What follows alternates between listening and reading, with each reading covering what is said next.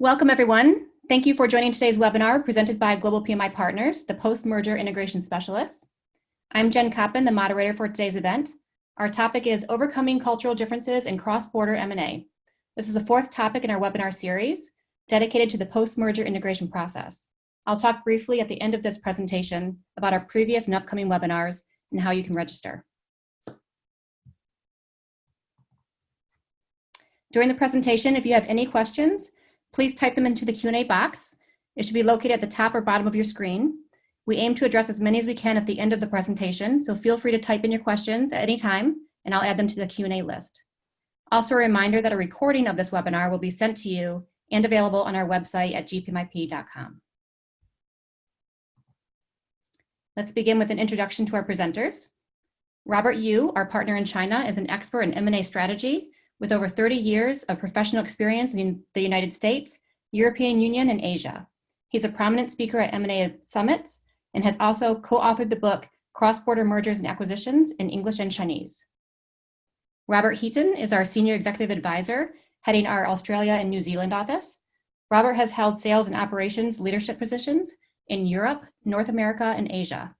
He's a specialist in M&A, helping companies maximize synergies, efficiencies, and their overall ROI. Dr. Mona Chung from Blue Mount Capital, also in Beijing, China, is a bicultural expert in cross-cultural negotiations whose work addresses the cultural gaps between Westerners and Chinese in the fields of commerce and education. She's a guest speaker at many public forums and has authored an extensive list of publications. We've showcased some of the books previously mentioned, written by Global PMI Partners and some written by Dr. Mona Chung. These are available at gpmip.com, the publisher's website, or amazon.com. I now turn it over to Robert Yu. Thank you, Jen, for the introduction. Hi, this is Robert Yu, partner for Global PMI Partners from China. And before we get into the discussion for today's topic, I'd like to give a brief overview of who we are and what we do so that you will have a better understanding of our perspective when we're discussing the culture issue. So Global PMI Partner is an international consulting firm specialized in M&A professional service that supports our clients in their full M&A cycle. Our footprint and resource covers over 35 countries across Asia Pacific, North America, and Europe. Because of our local presence and expertise, our team provides an optimal blend of skills and localization, as well as industry expertise to meet the needs of our clients. Next slide. So far we have completed nearly 400 projects across dozens of industry and sectors globally. When it comes to result, our service has a reputation for delivering exceptional consistency and speed to each project. What you see here is a sample of our recent client, which include a good blend of multinational corporations, as well as private equity firms across many different industries like technology, manufacturing, consumer goods, and professional financial services, etc. So that we can share insights we learn from those engagements. Next slide, please. As I mentioned earlier, we provide professional service to support our global clients a full M&A cycle in their M&A projects. We're valued for our dynamic and customized execution to address the complex operational, technical, and cultural issues that are so critical to M&A success. Ranging from integrations, divestitures, carve-out, to post-close transformation, and also clients' internal M&A capability enhancement. Our solution actively value and enable rigorous execution to deliver transaction objectives. As you can see from the list, some examples of our service include integration management office mobilization, or IMO mobilization, workstream management, organization target operating model design, and culture and change management, which is our focus for today. Transition service agreement, M&A program health check, operating model optimization, and acquisition playbook. In addition to the project-based services, we've also provided trainings for our clients' internal team to enhance their M&A execution capabilities. Some of the typical courses are M&A and integration essentials for executives, integration planning, integration and carve-out playbook development, M&A transaction playbook development. So you can go to our website for more detailed information of our service. Additionally, I would like to ask Mona to give an introduction of Bluemount Capital. Mona? Hi, thanks, Robert, and then hello, everyone. I'll just give a quick introduction of Bluemount Capital. Bluemount Capital is a capital market group with a global network of highly skilled professionals. We cover every continent, and we deliver very comprehensive solutions for business requirements across all assets classes. Some services that we provide is, for example, equity and debt to capital raising, stock exchange listing, mergers, acquisitions and divestments, management buy and buyouts, cross-border international transactions. In particular, we now have a branch in Beijing that we conduct a lot more Chinese Australian transactions down the track. Strategic partners and joint ventures, technology, commercializations, ASX listings for Chinese companies. Our website, bluemountcapital.com, which will give you a lot more details on the sort of services that we provide. Over to you, Robert. Thank you. Thank you, Mona. So before we go into the discussion, here's an overview of what we're going to talk about today. At the end of the session, we hope that you will have a better understanding of how and why culture is a critical element in M&A transaction. And you will also hear some examples of culture challenges in our case study discussion, and hopefully be able to recognize the signals that indicate culture issues within your own organization. In addition, you are gaining insight on how to deal with culture challenges. The key message that we'd like to convey is our culture differences can destroy a deal value completely if you're not handle it proactively or appropriately. Secondly, culture assessment must be considered and should be high, very high on your priority list during the pre-deal process. And third, a culture integration plan, including communication plan, should be in place to address the culture differences immediately post-close. So this is the agenda for today's webinar. Towards the end, you'll be given opportunity to ask questions. Next slide, please. So now I'm going to share with you some insight on how to deal with cultural differences in cross-border M&A or mergers and acquisition situation, especially during the acquisition integration management process. Now, we all heard about the challenges in cross-border M&A, and the success rate is still very low, typically under 50%, if you look at various surveys. So if you're planning on an acquisition project or are currently managing one, improving chance of success must be pretty high on your mind, I'm sure. And you probably already know that culture element is critical in the process. However, when it comes to M&A project execution, addressing cultural difference is typically not a priority in either due diligence or the integration process in many cases. Sometimes not even dealt with until the issue or problem surfaced. And it is often too late to undo the damage. So many M&A managers do want to deal with the issue. However, due to the lack of existing process to follow or a tried and true approach to handle it. So most will just take a wait and see approach until something has to be done, which is often lead to less effective result. So the following few slides, I would like to show you a general approach that can help you understand the culture issue and also address it more proactively rather than reactively. So this chart is a survey published by Corporate Strategy Board.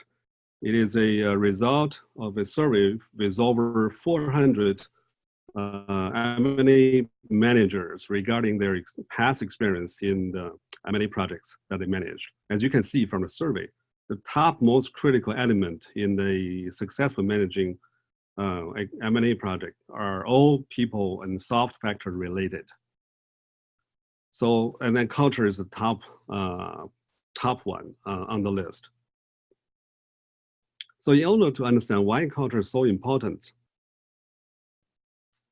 first we need to look at what we mean by culture and what the definition of a corporate culture is, then discuss how to approach it. Next slide, please. So what is a culture?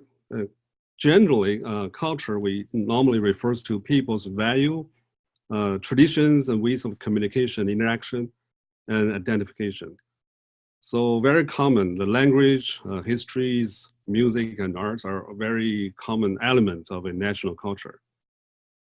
However, culture is also further differentiated by organizations, functional groups, or individuals even. So corporate culture typically refers to the values and beliefs and behaviors that determines how the company's employees and management interact and how they deal with external customers to deliver their transactions. So it is also defined simply as the way we do things around here. So often corporate culture is implied, not really expressively defined. So it also developed over time from a cumulative traits of the people that the company has. So it drives organizational effectiveness, such as the decision-making process, flexibility to change, attitude to change, teamwork, customer satisfaction, innovation, and creativities. So as you can see from these definitions, culture is critical not only to a M&A project, but also the level of success of a company in general, as it determines how company can achieve its goals through its people, basically the human resource. So therefore, it needs to be understood as early as possible as it impacts many M&A activities, such as during the deal negotiation process, the communications, later on, talent retention, team building, and project execution, etc. This is especially true in cross-border M&A situation where cultural difference is very significant. However, it is in a typical M&A project, due diligence efforts often do not really cover enough on the culture assessment process side of it, or not enough to provide the input necessary for integration planning effort. As a result, losing opportunity to address the risks and early in the game. So when culture issues are not addressed appropriately, you might observe that people from both sides may get frustrated in the M&A project, or integration project may get delayed. You may have a good plan, but execution can get delayed, or disagreement on how to get things done. And you might observe lack of efficiency and a loss of productivities, or even attrition rates start to increase. So as a best practice, we recommend doing a culture assessment, or what we call it cultural due diligence, early in the M&A process to mitigate potential risk in the early stage of integration planning, so that issues can be addressed proactively during the integration execution stage. Next slide, please. So up to this point, we have been discussing the significance of culture on M&A success, and also the importance of doing culture assessment early in the pre-deal stage. However, the real challenge is actually how to do it. And you might be asking, is there an established process or methodology on how to execute the culture assessment and the post-close culture integration? Well, there's the culture issue would not be a #1 challenge if there were a simple or easy solutions, right? So, however, there are important principles to follow. That is, to deal with the culture issue, a culture integration should be part of the overall integration process, not a standalone, should not be treated as a standalone HR project. So it is a project of achieving alignment and implementing changes to achieve the desired result. So that's the definition of a culture integration.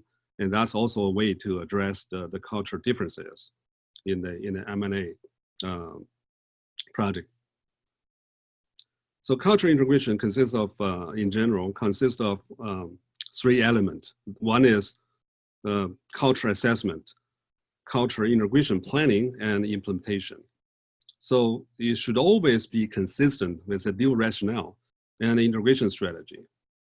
The culture assessment should be focused on critical areas or factors that drives the behaviors, which is aligned to the desired culture.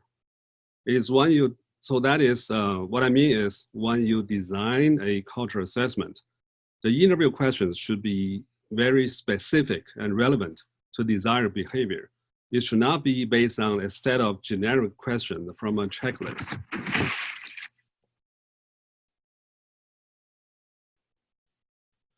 So the assessment is typically performed by both the acquirer and the target pre-deal. And it's a combination of one-on-one interviews of selected managers and online surveys for the employees. So then a side-by-side comparison analysis is used to identify the differences and the risks. Then the findings can be incorporated in the culture integration plan. And during the integration planning, senior executives can set the desired behavior based on the business strategy and deal rationale.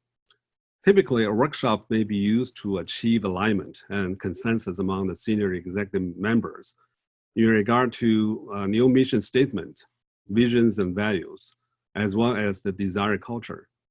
So when it comes to implementing stage, culture gap should be well understood by the change management team. And the changes need to be well communicated to the employees regarding what the changes are and why and when, and how the change might impact them. And last but not the least, action is to drive the changes towards the desired state through enablers and role models. Again, the process should not be standalone and should be integrated into the overall integration program and managed by a dedicated leader to ensure successful execution. Next slide, please. So now we're getting into more specific with some examples. So this chart shows an example of cultural differences on elements that are important in the corporate environment. It compares in the general differences between Australia and China in communications, leadership style, decision-making, and conflict resolution, etc. And please note that this is a demonstration at a country level on the, regarding the general comparison.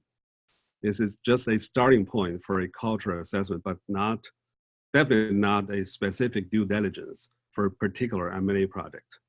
So for that, for the particular M&A project that you will manage, you will need to design a specific cultural assessment and cultural integration, as well as communication approach that is aligned with your deal rationale and integration strategy. In addition, you will need to have an experienced team to carry out the task and drive the changes. And our next speaker, Mona, will actually provide some specific examples on cultural differences and its implementation when doing business across different cultures. Mona? Thank you for the introduction.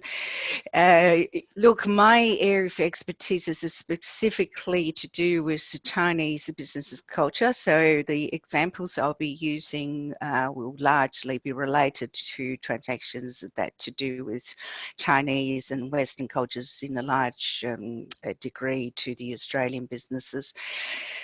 Cultural differences is actually the fundamental hurdle in the success of doing business with China. Robert just mentioned it earlier about the success rate of cross-border transactions. He also mentioned that less than 50% of cross-border transactions were actually successful due to the cultural differences. An even more alarming rate that you might want to hear is when we talk about cultural differences, it goes both ways. Australians don't understand the Chinese cultures and Chinese don't understand Australian cultures. So when Chinese come to invest in Australia, the success rate, roughly about 10 years ago, was less than 1 or 2%. At the moment, Chinese are learning and they're improving. Their failure rate is still as high as about 80%. So the cultural differences, it's not just an issue that you address from one side of it, but from both sides.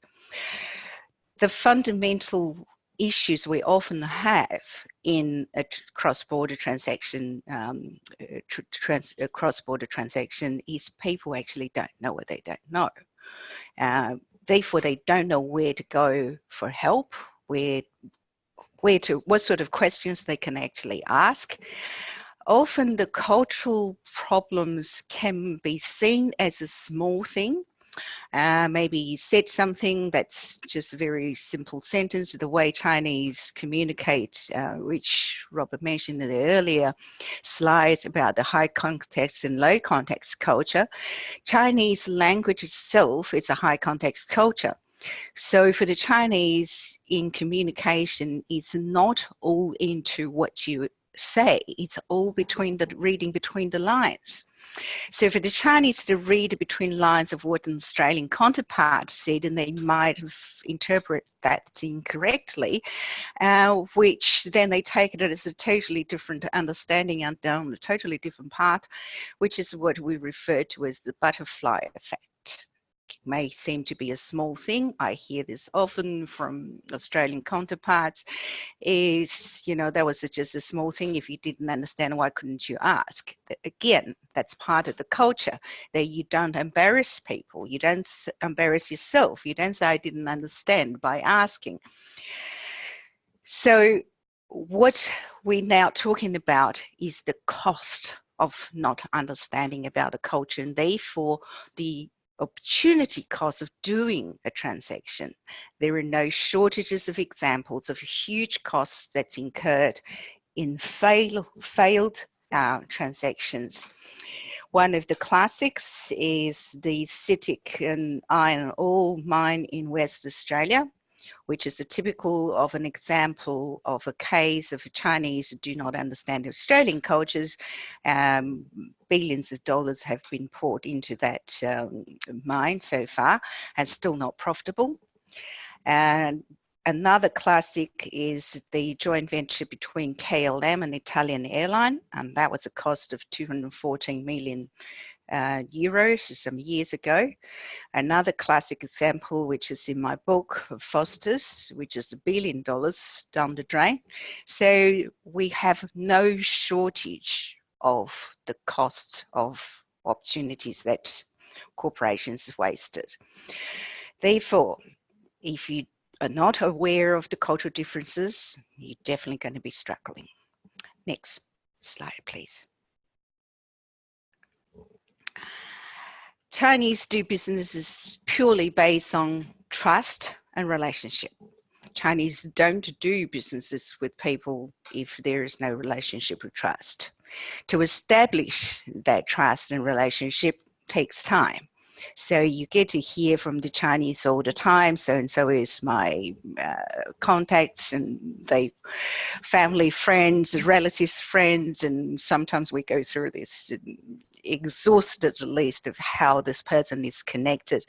All of these actually governs how each individuals will also behave themselves within that circle of the network, which is very important in terms of governing the rules of doing business with among the Chinese.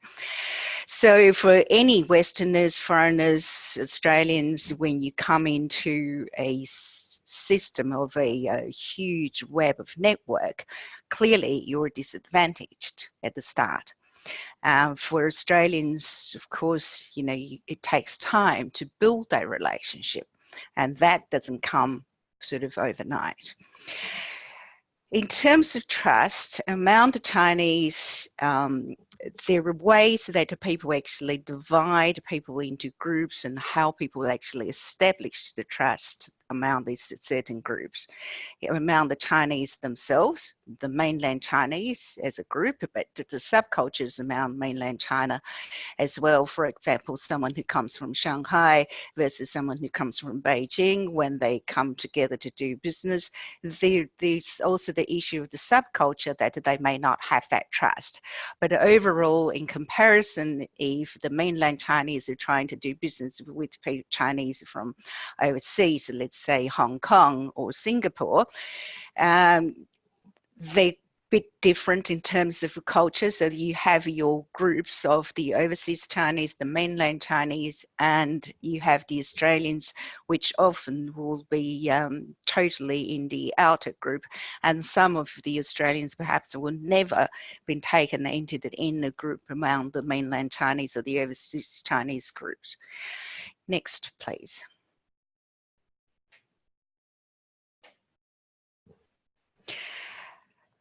Perhaps another very distinct differences which often puzzles the business transactions among people who are trying to do business with Chinese is the way that Chinese think and the Australians think.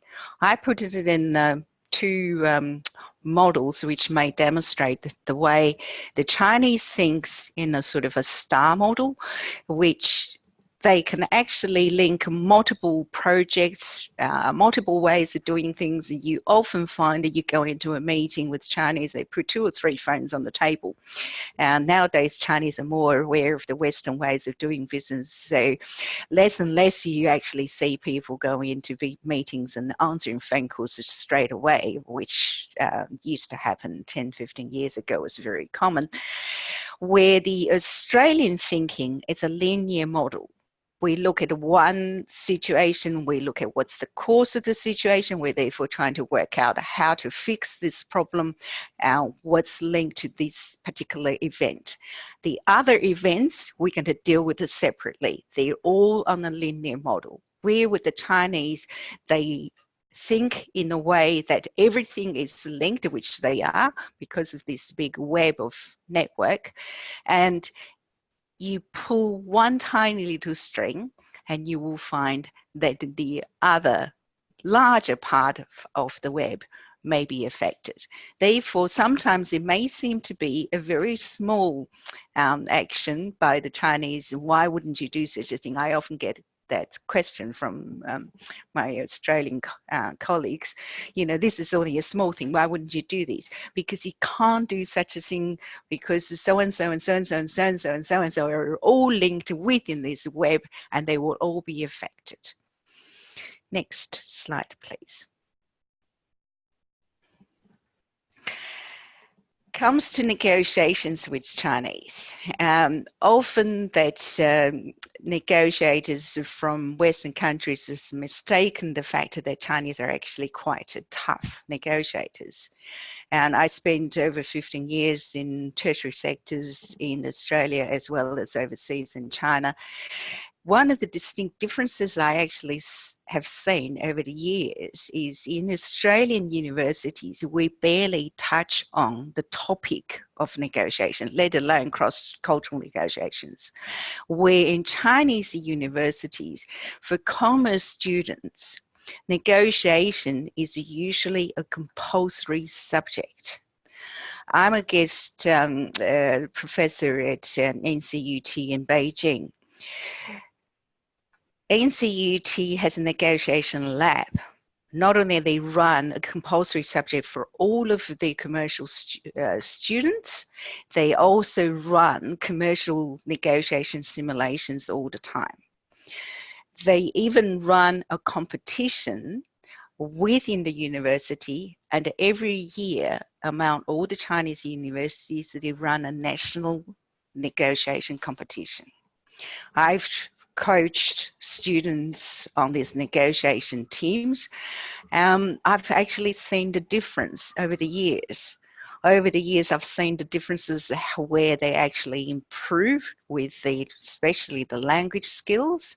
I saw them starting with all of these negotiation simulations in the early years where I nearly be able to identify the textbook that they get their lines out of, to the days where they now can actually think on their feet and they conduct very successful negotiation processes.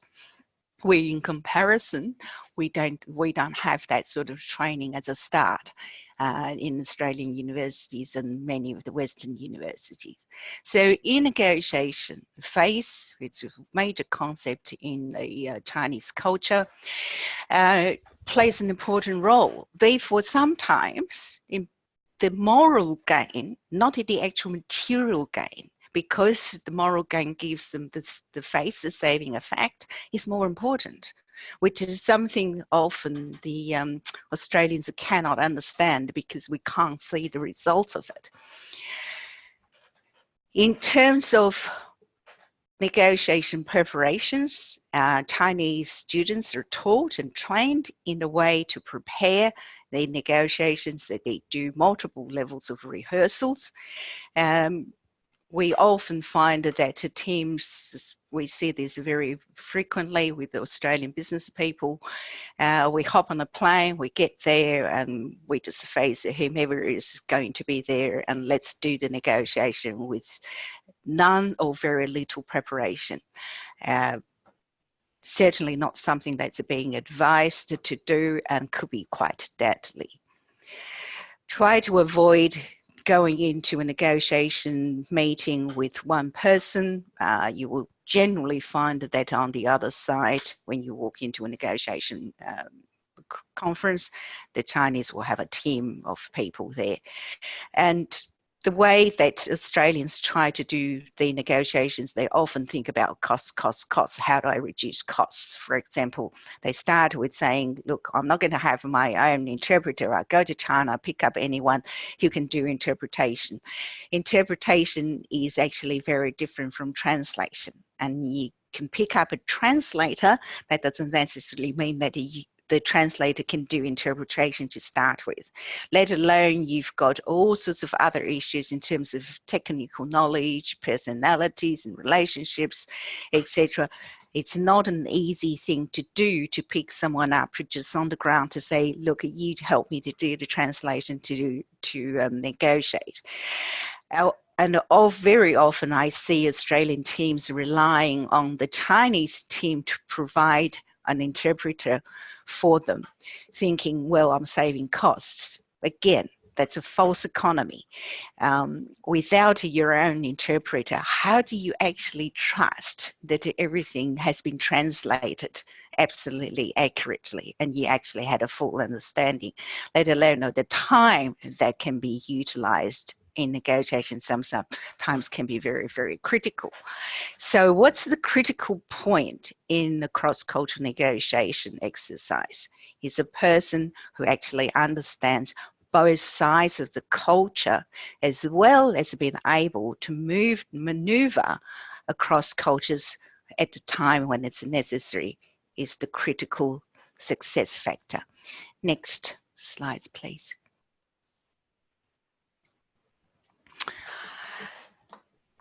Perhaps another very point that stands out in the cross-cultural transactions, especially with the Chinese, is the value differences in the two different systems. Very often we see what the Chinese see as value that is not valued by the Australians, and what Australians see as value that's not valued by the Chinese. Again, because of cultural differences. So the value of a personal relationship, if it's going to be at the cost of a commercial transaction that someone has to upset relationships within this big web, they much rather let the transaction go. So I hear that again, sometimes people say, well, if we do this transaction, this is going to be a gain of however $1 million.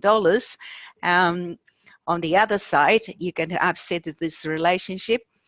For Chinese, they will go for the latter, not that particular transaction, because what they will need to look at is it's not one transaction. Relationship means transactions after transactions after transactions after transactions. When it comes to brand value, very typically, we see these nowadays a lot. We see the Chinese consumers come to Australia, tourists, one of the largest groups now touring Australia, and nearly buying all of the shops empty. We see them going into a shop and buy everything on the shelf. What do we take for granted in Australia, for example? Clean air, quality of food. We never actually even contemplate the concept of fake wine, for instance.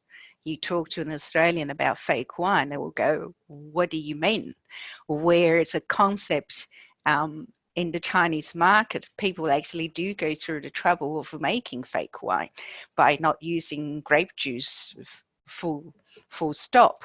So these are the differences where we often do not even understand. So we don't know where to start to contemplate. So we get asked the question, how do we know your wine is not fake? Australians will baffle at that question and wouldn't know how to answer it. How people use their practitioners, such as lawyers and accountants, for instance. For Chinese, they tend to go to their lawyers at the end of a negotiation. When they get negotiated transactions, the content of the transactions, the lawyers are merely there to do the paperwork, to make sure the paperwork is watertight. Where in Australia, we tend to go to a lawyer first, an accountant first, to say, this is the business transaction we want to do. These are the things that we like to contemplate, and these are the procedures that we like to go and we like to use, and the lawyers and accountants may say to you, that's better, that's not. That's not the way the Chinese generally do business. So we have a real situation here when you look at the cross-border transactions here, or when the two parties do not align. And that clearly will cause some serious misalignment and waste of time and miscommunication, etc., etc. Next slide, please. I mentioned earlier about the critical role a bicultural personnel may play. What is a bicultural personnel? We stressed over and over again in this presentation about the importance of cultural differences and understanding about the cultural differences.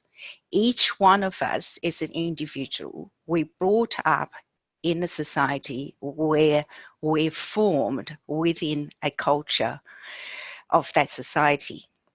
The way we do that is so that we will be able to operate within that culture, within that society, smoothly. So when you moved out of that particular culture into a totally different culture, people of course behave differently. Of course we look at someone else from China and say, this person is weird, because their behavior is formed differently. So who is this bicultural personnel? Someone who actually has the capacity to understand and also be able to behave, not just speaking the language itself across the two different cultures, and be able to emerge, be able to conduct business in these different cultures wherever it's necessary. Even better, if the person is also being able to take the advantage of the cultural differences, because there are times where certain culture may give you certain advantage, and if you're able to take the advantage and get the business over the line, that's a bonus. Next, please. Next, Robert Heaton will give you some real-life world examples of solving these cultural challenges in M&A transactions. Robert, over to you. Thank you, Mona. And I'm going to pick up now on the comments that both Robert, you and Mona have made so far. And let's move on and look at some real-life examples where culture has been a key issue in post-deal value creation. And I'm going to start on the left with relationships. In this example, the deal team had spent 9 months socializing and building trusted relationships with the client, one of the points Mona's just emphasized in her talk previously. Now, at one stage in this deal, a schedule conflict meant that one of the team members was faced with an expensive last-minute flight to China. And somebody on the project team decided, oh no, well, it's okay, we won't bother with that. Let's use some local lawyers instead. And 2 new local lawyers were introduced into the deal. And within a matter of hours, the relationship that had spent 9 months in building had been destroyed, simply because the trust was destroyed in introducing new people that weren't known, weren't trusted, and were not part of the original team. So that's a classic example of how relationship can destroy value in a deal. Moving on to red tape, one of the how can I put this? One of the failures that we often have in the Western world is that we look at simple business processes, maybe it's a business registration or something like that, and we see them as, experience them as simple electronic processes. And certainly here in Australia, that is the case.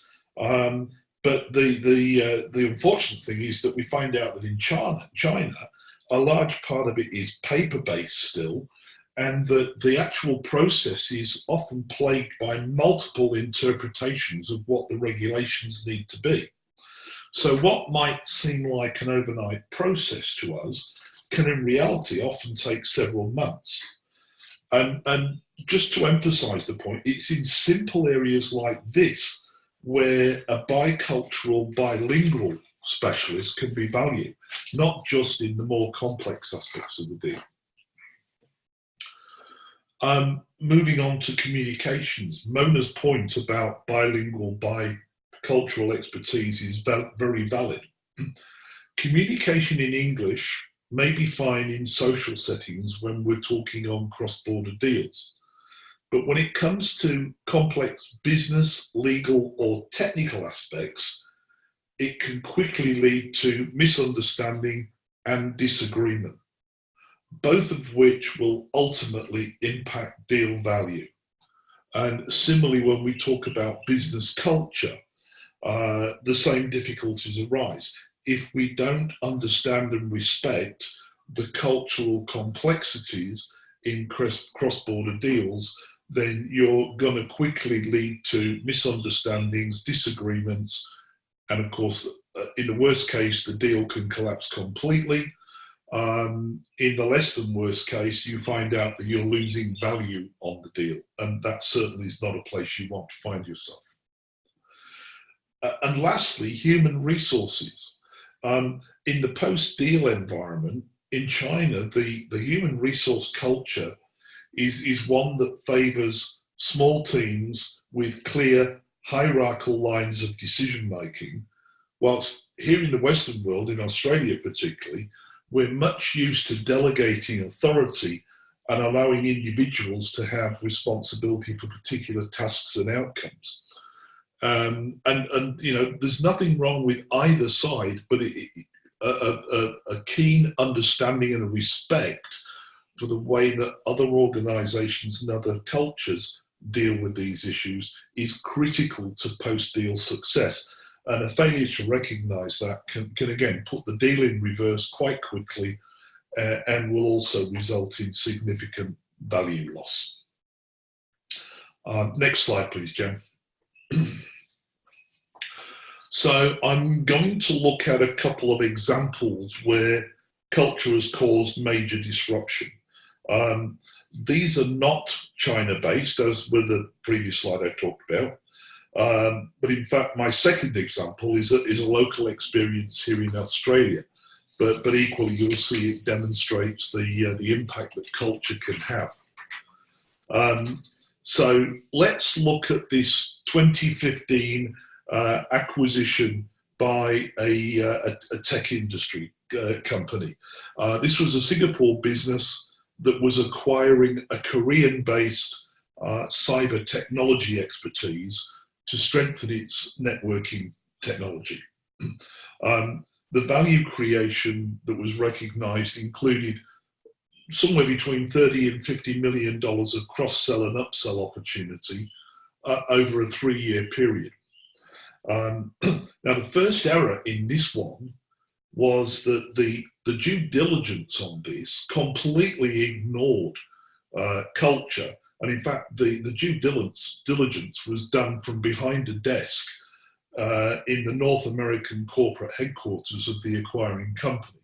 And so many of the emergent issues that we found post-deal were simply missed. Right? Now, apart from the obvious Korean versus Singapore language and culture differences, which were present right from day one, the most significant issue in this case was that the attitude towards customer acquisition. So the Korean business, we found out, had what I call a kill and run attitude. In other words, the sales team and the leadership team of this company were remunerated purely on getting the customer at all cost, right? Simply grow the revenue. Whereas on the acquiring side, the Singapore-based company, they had a very clear process of acquiring clients through building relationships, establishing trust, and then nurturing the client to grow the wallet share over time. And so it was clear at the beginning that these two almost opposing cultural styles weren't going to integrate very well at all. The other big challenge in this one was that the acquired business, the Korean business, had what you would call a loose respect for clear and strong contractual agreement. And several examples emerged where contracts had been changed at the last minute by sales leaders, so without any legal overview whatsoever, simply as a last minute need to try and get the contract signed and secure the customer. So as you can see in the resolution on the right hand side of this screen, a number of unfavourable actions had to take place to resolve those differences. We were faced with renegotiating several very high value contracts. Not only did that lose value in terms of the cross-sell and upsell opportunity, we also lost several key customers as a result of that. There was also some unplanned, shall I say, or early organisational change that we had to take place in order to try and limit the cultural challenges that we've got. And overall, it actually added 6 months to the project timeline in terms of driving value, but that 30 to 50 million probably got, and I'm going to guess here because I don't know the actual numbers, but I think when we finally washed it all up, we probably only had about half of that 30 to 50 million cross-sell and upsell opportunity. Next slide, please, Jim.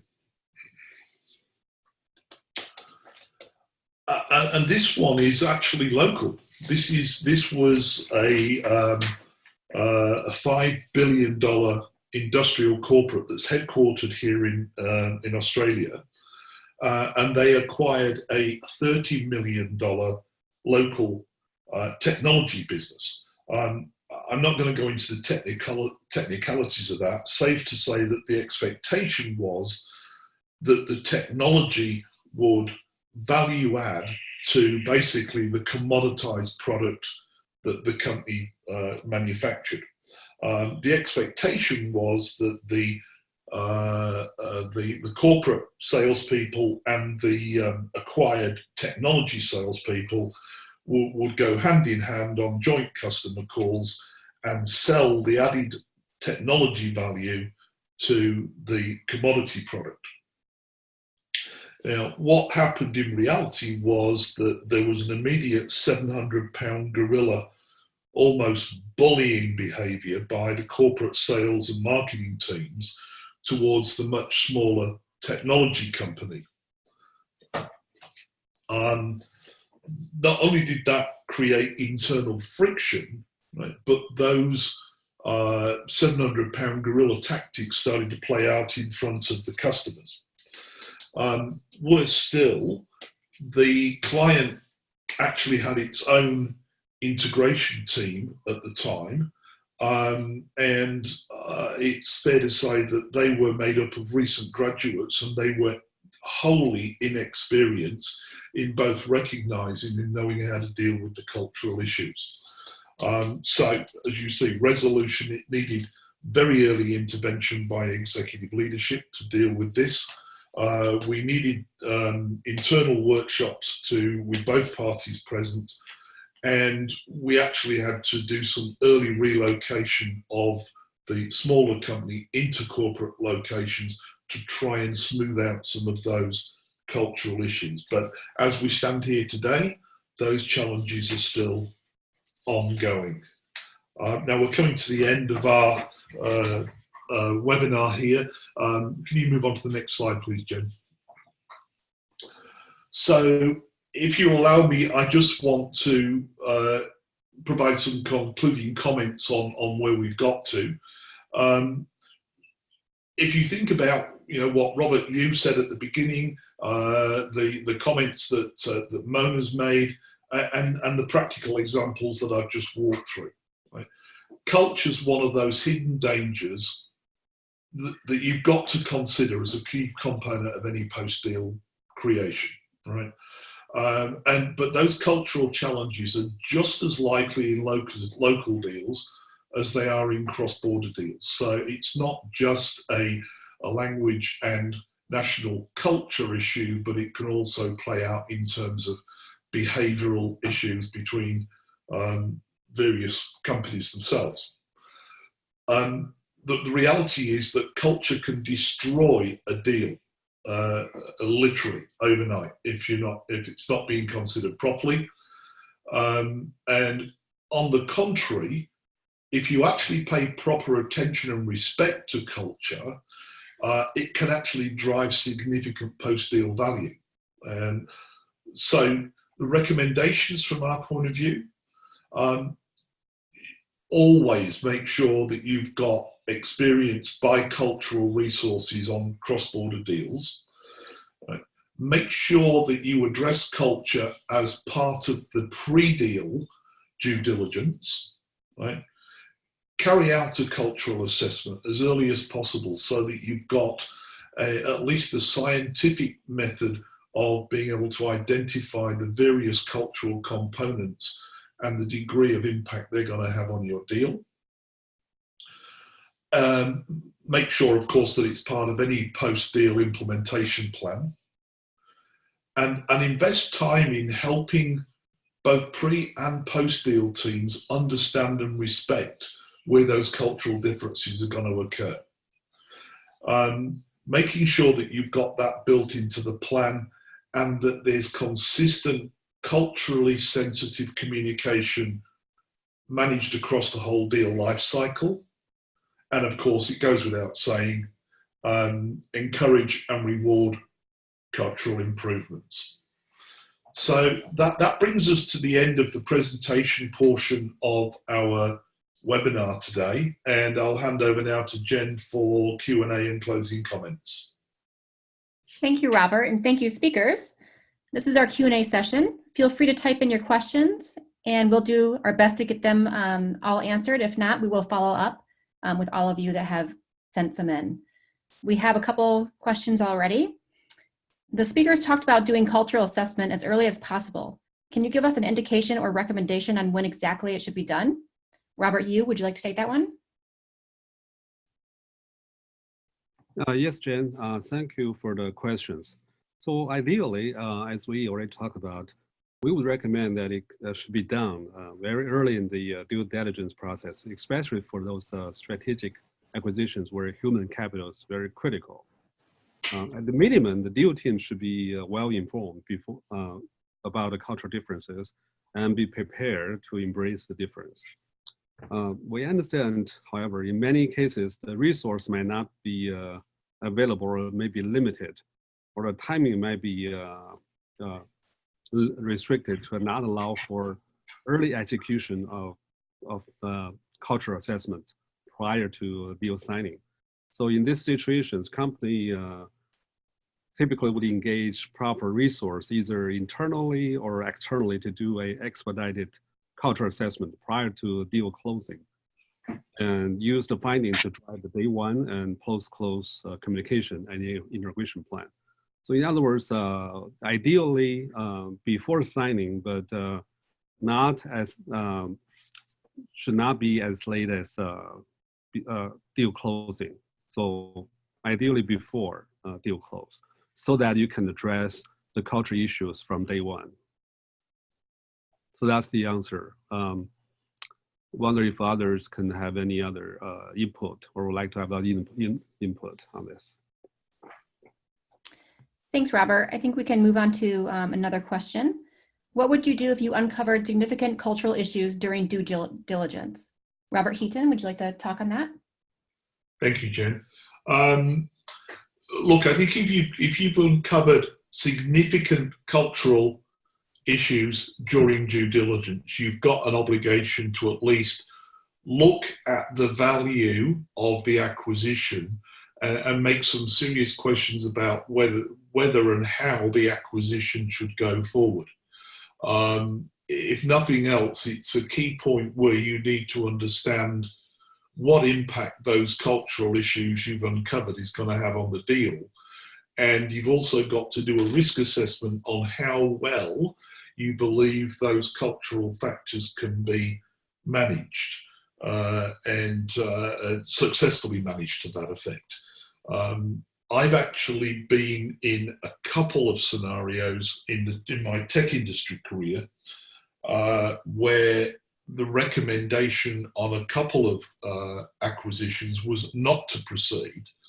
And that was because there was such massive and significant cultural differences recognized, and it was considered it would take way too long and be far too expensive, and that we would not get the value out the other side. So summarize, my view is, as soon as you've recognized major differences, look very carefully about how you're going to deal with those differences, look at the risk involved in dealing with them and plan for it.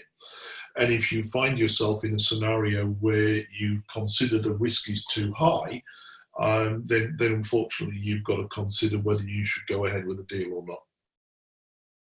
Thanks, Robert.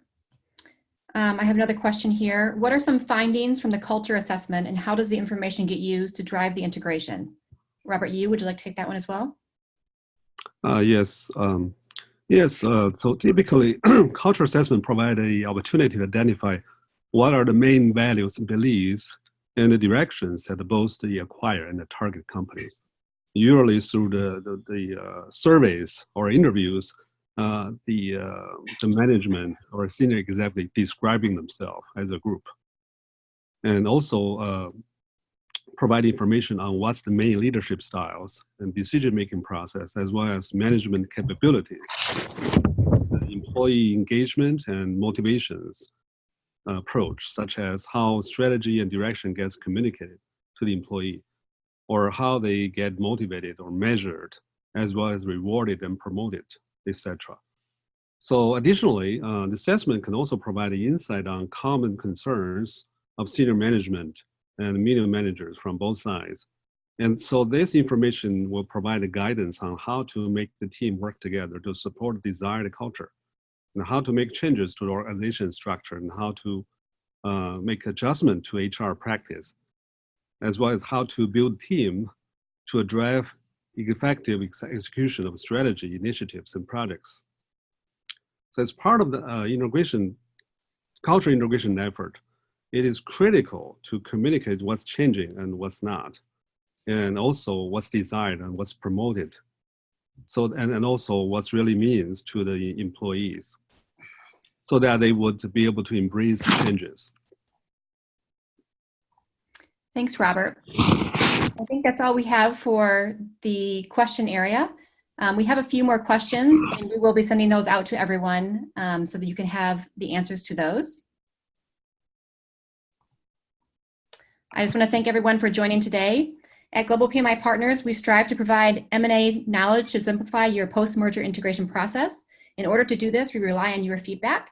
So please help us by completing our 1-minute survey that will be also in the email when we send that out. You may also visit gpmip.com/connect to contact today's speakers regarding cultural differences in cross-border M&A. And if you enjoy social media, head over to LinkedIn or Twitter and follow us. This concludes our webinar. Thank you for joining us.